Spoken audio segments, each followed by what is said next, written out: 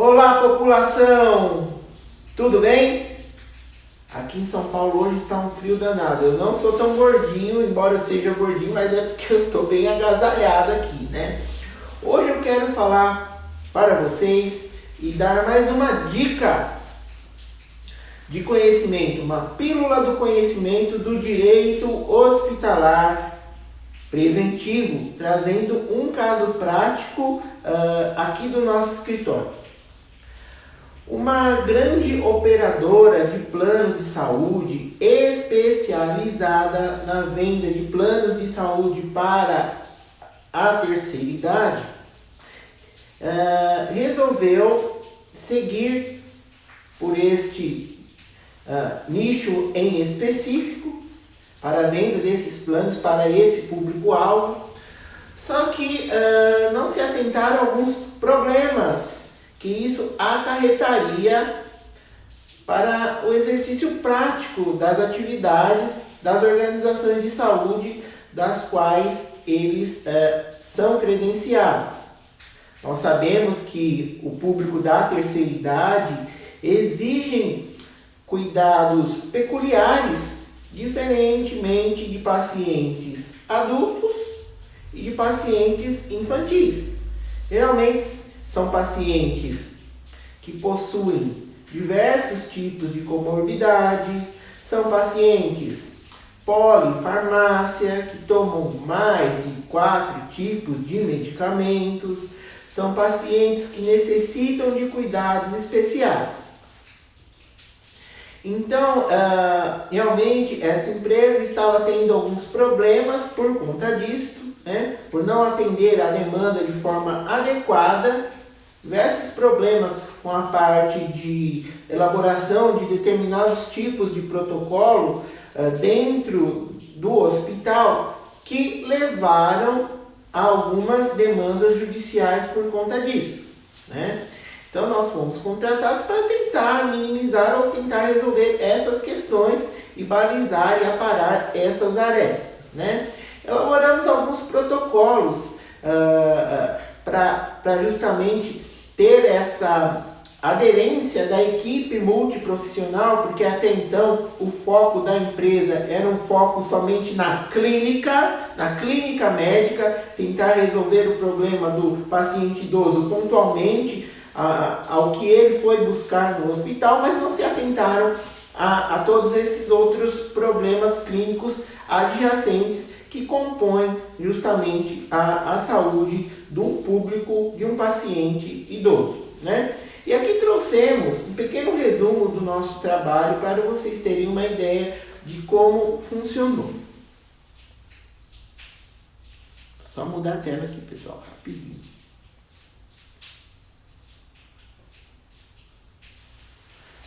Como funciona então? Como funciona uma equipe multiprofissional na saúde do idoso?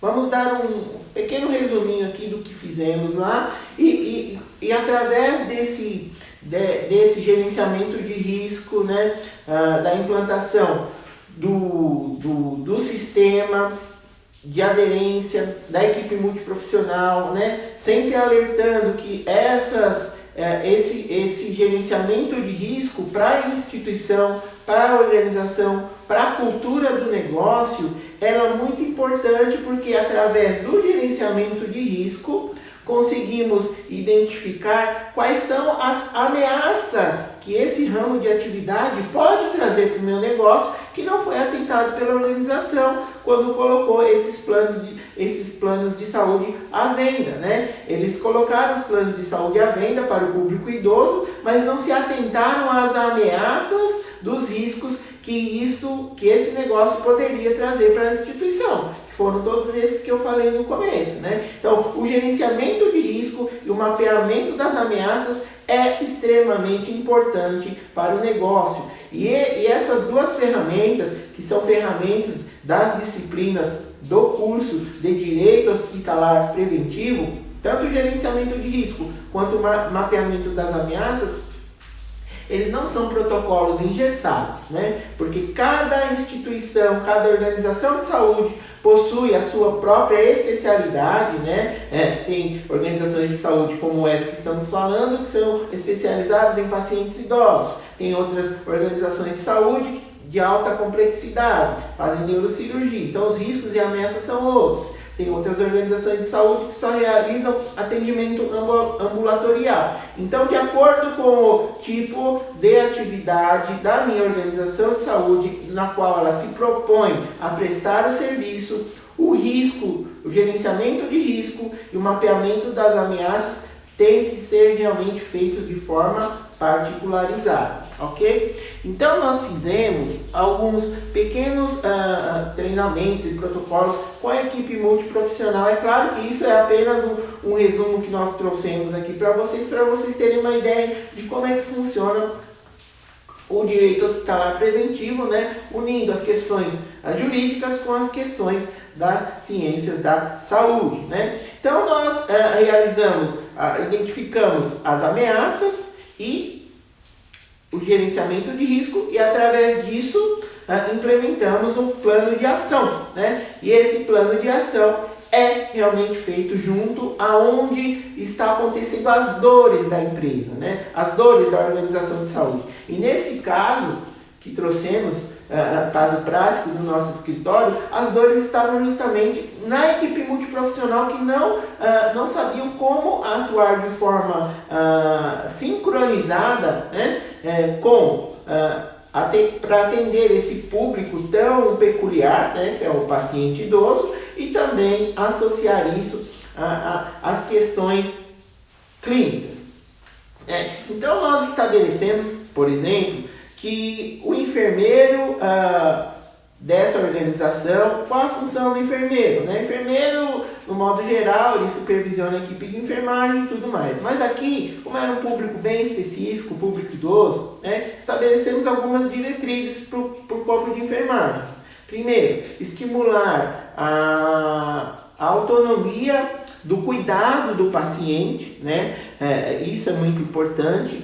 Estimular a autonomia do cuidado do paciente para ele se tornar um indivíduo ativo, né? Porque nós sabemos que quando chega a uma certa faixa etária, né? Se realmente não ter essa consciência da autonomia, o definhamento do corpo e do organismo ocorre de uma maneira muito rápida, muito precoce, ok? Então deve-se também, o corpo de enfermagem, buscar garantir a melhor qualidade de vida do idoso e da família, né? Então o trabalho não é feito só com o paciente idoso, mas também com seus familiares. O paciente quando está com essa faixa etária, né, geralmente ele mora com algum familiar, né? Se não tiver um abrigo, por exemplo, né? Geralmente é muito difícil encontrar um idoso que possui diversos tipos de patologia que mora sozinho, né? Deve-se estimular o idoso a se manter estável e também a melhorar a condição de vida dele, né? Então, deve-se fazer justamente a análise do paciente e levantar a sua situação clínica, né? E isso é feito como? Pelo enfermeiro. Chega um paciente no hospital, às vezes com diversos tipos de comorbidade, né? E o enfermeiro, ele, através de uma metodologia chamada de taxonomia, ele poderá auxiliar, por exemplo, o geriatra, né? Falando, olha doutor, já foi pré-diagnosticado tais e tais situações desse idoso aqui, entendeu? Poderá auxiliá-lo no estudo nosológico das patologias que esse paciente tem, e que está buscando aquela organização de saúde para tentar remediar essa situação, ok?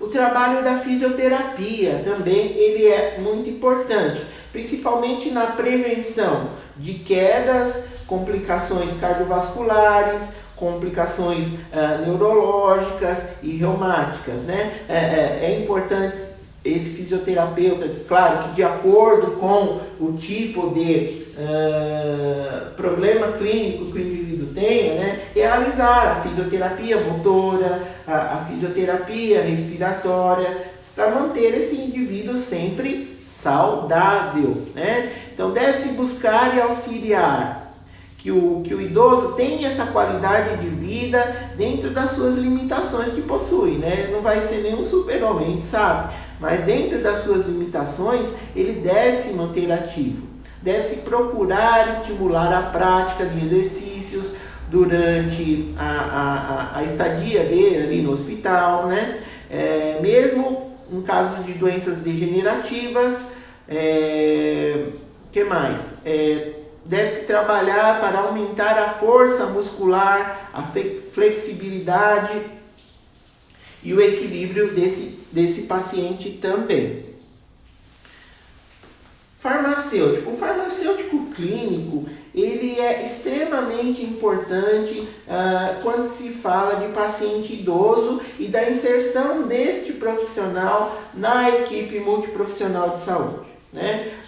O farmacêutico ele estuda alterações medicamentosas, os usos das doses, porque os pacientes idosos eles são pacientes polifarmácia, ou seja, são pacientes que tomam mais de 3 tipos de medicamento. Remédio para pressão, remédio para diabetes, remédio para o coração, remédio reumatológico, remédio para dor de cabeça, remédio para vista, remédio para tudo. Então o farmacêutico tem essa função, né? Ele orienta o idoso sobre possíveis efeitos colaterais dessas medicações, né? Auxilia também no manejo dos problemas relacionados aos medicamentos, que podem ser problemas relacionados à interação medicamentosa, né? Medicamento, interação medicamento-alimento, né? Interação do medicamento com a própria genética do indivíduo, né? Às vezes o indivíduo já tem uma úlcera gástrica, então ele não pode tomar certos tipos de medicamento. Tem que se adotar uma outra via de administração, que não pela via oral. Pode-se adotar um outro medicamento que tenha o mesmo efeito terapêutico que causaria dores gástricas, mas com outra forma farmacêutica, por exemplo, né? Então, o farmacêutico clínico, ele procura fazer o uso racional das medicações para evitar o choque entre esses medicamentos e busca aderir o paciente ao tratamento e reduzir os riscos justamente com esse tipo de problema, com a utilização desses vários tipos de medicamento. Elizabeth, seja bem-vinda, Beth. Obrigado por estar prestigiando nossa live surpresa. E um outro profissional também que é muito importante quando se fala do público-alvo de idosos, né? Aqui eu volto a reiterar que estamos trazendo um caso prático do nosso escritório. Nós fomos procurados por uma empresa que é especializada na venda de planos de saúde para a terceira idade. Colocaram esse produto no mercado, mas não se atentaram aos riscos e ameaças que esse ramo de atividade poderiam trazer para suas organizações de saúde. E foi o que aconteceu. Eles estavam sendo bastante demandados judicialmente, porque a inserção dessa população idosa nas suas organizações de saúde foi extremamente exacerbada. De uma hora para outra, as organizações de saúde as quais esses planos eram credenciados ficaram lotadas, né? E eles tinham foco somente na clínica, né? Resolver o problema do paciente pontual, como se fosse para atender uma criança, como se estivesse atendendo um paciente adulto. Só que ocorre que os pacientes idosos são pacientes peculiares, né? Pacientes que possuem diversos tipos de comorbidade, pacientes que tomam diversos tipos de medicamento, e por conta de não se atentarem ao mapeamento das ameaças e depois de mapear essas ameaças, a fazer o gerenciamento de risco dessas ameaças, eles começaram a ser demandados judicialmente, né? Problemas relacionados a erro de procedimento, por utilização de medicação equivocada, não estavam tendo prestação de serviços a contento da equipe multiprofissional como um todo, que a equipe multiprofissional estava tratando esses pacientes como se fosse um adulto ou uma criança. E, na realidade, a integração da equipe multiprofissional profissional ela deve ser feita de forma adequada,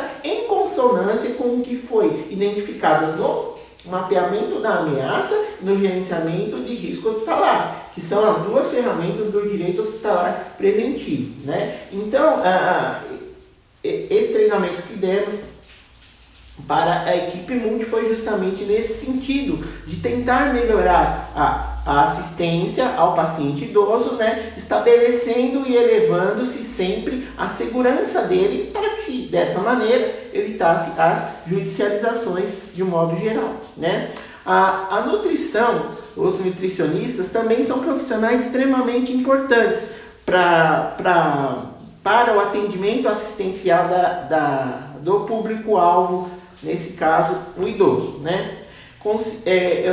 Deve-se levar em consideração, principalmente, os aspectos como massa corporal do paciente, né? A estrutura física do paciente, força muscular, né? Justamente para fazer esse acompanhamento e adequar a nutrição desse paciente com as suas necessidades clínicas, né? A monitoração e a situação alimentar e nutricional que esse idoso chega ao hospital, né? Esse idoso, qual que é a cultura alimentar dele na casa dele, para poder adequar as necessidades deles aqui na sua estadia no hospital, por exemplo, né? Deve-se ter a elaboração de prescrição dietética específica, né? Planejar os cardápios, registrar a evolução, é aquilo que a gente sempre fala, né?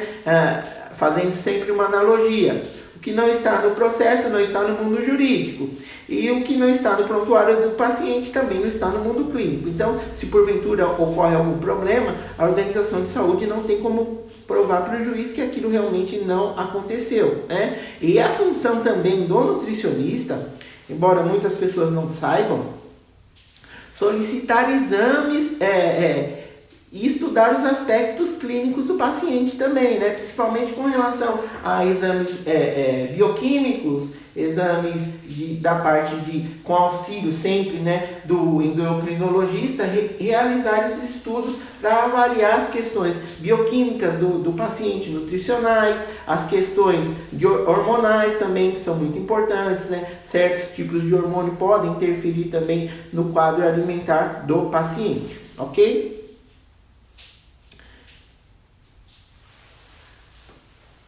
Psicólogo. O psicólogo, quando se trata de paciente idoso, a inserção desse profissional na equipe multidisciplinar de saúde é extremamente importante. E como falamos, a maioria dos idosos que tem a sua saúde debilitada, eles não moram sozinhos, né? Então, o trabalho psicológico, ele deve ser feito, claro, sempre com o paciente, né? Levando-se em consideração a segurança do paciente, da sua rígida saúde mental, né? Primar por isso, né? Mas também com seus familiares, né? Ele busca trabalhar a psicoestimulação e a terapia de validação afetiva.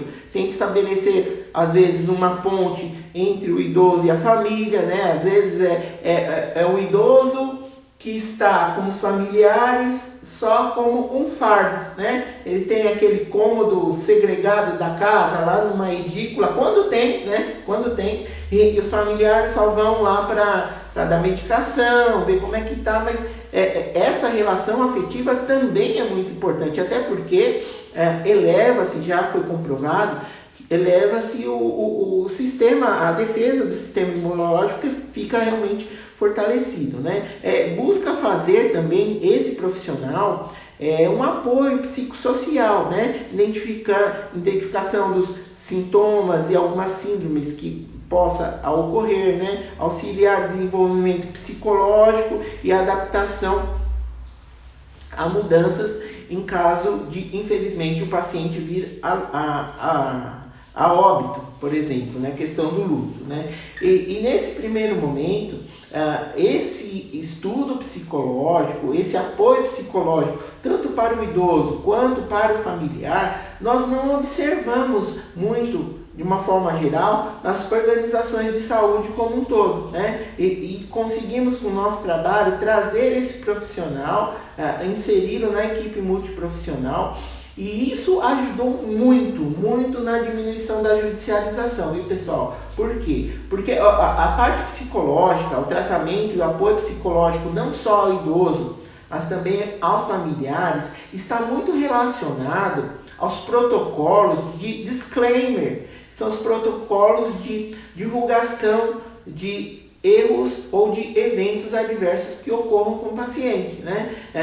Que podem ocorrer com o paciente, ou por erro mesmo de procedimento que foi cometido ali pela organização de saúde, né? A pessoa dos seus profissionais, ou pelo fato de ter sido uma iatrogenia, né? São erros ou eventos adversos esperados ou inesperados, mas que são previstos da literatura científica e não podem ser judicializados.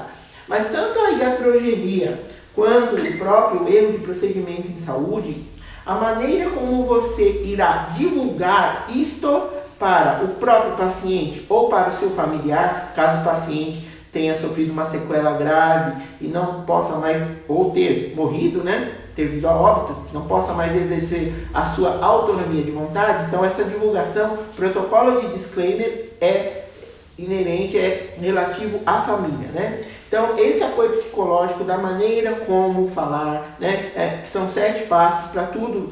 Deve existir protocolo dentro da organização de saúde, e o protocolo de divulgação também são 7 passos, né? Isso evita muito a judicialização, a maneira como isso é passado aos familiares, né? E relatando que quais são as tomadas de decisões que a organização de saúde realizará para que esse erro ou esse evento adverso não mais ocorra, né? Vai responsabilizar alguém? Foi alguém específico que cometeu aquele deslize, né?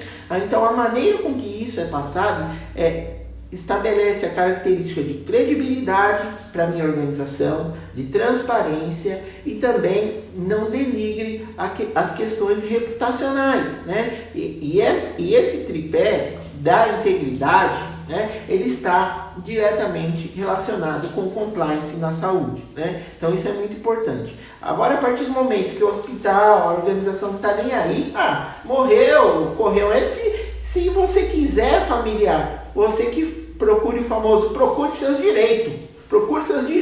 Então a pessoa vai mesmo procurar os direitos dela, entendeu? Vai judicializar, e isso poderá trazer riscos financeiros ao hospital, que poderá ser condenados em diversas esferas, por danos morais, nas esferas administrativas, uma representação, por exemplo, junto à ANS, à Anvisa ou ao próprio Conselho de Medicina.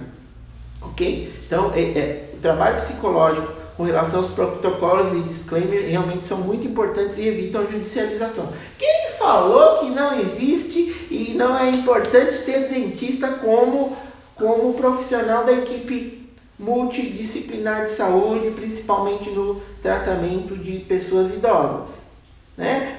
Muita gente não sabe que o dentista faz parte da equipe multiprofissional, né? Pensa que o dentista é aquele profissional da área da saúde que está apátrida, né? Apátrida do tratamento de uma organização de saúde. É aquele que tem um consultório particular, ou aquele que atende no SUS, né? Um consultório dentro do hospital, em caso de urgência e emergência. Não.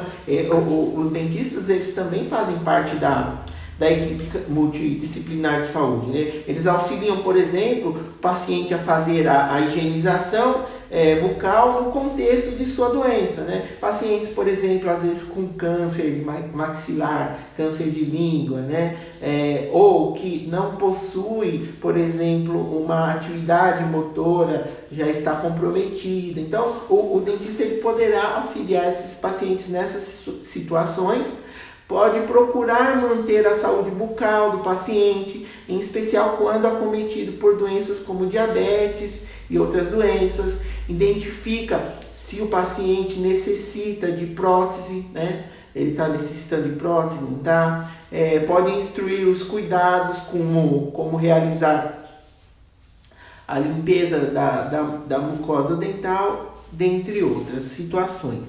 Então, pessoal, como vocês podem notar, o direito hospitalar preventivo, ele vai além das questões jurídicas, né? Tanto é que nesse caso, um escritório de advocacia, o nosso escritório foi procurado por essa empresa, né, que colocou a venda no mercado, um produto só para idosos, planos de saúde só para velhinhos, mas antes não identificou as ameaças que isso poderia trazer à sua instituição, né? Ameaças que poderiam e levaram, né, antes da implantação desses protocolos que nós fizemos, né, levaram justamente à ameaça reputacional da empresa, né? Quais são essas ameaças? Bom, eu vou colocar a venda planos de saúde para a terceira idade, mas quais são o mapeamento de ameaças que eu consigo identificar através do compliance? Olha, são pacientes idosos? Então são pacientes polifarmácia que tomam muitos medicamentos. Então vou ter que ter um farmacêutico clínico aqui na minha equipe para atender esse pessoal. Não só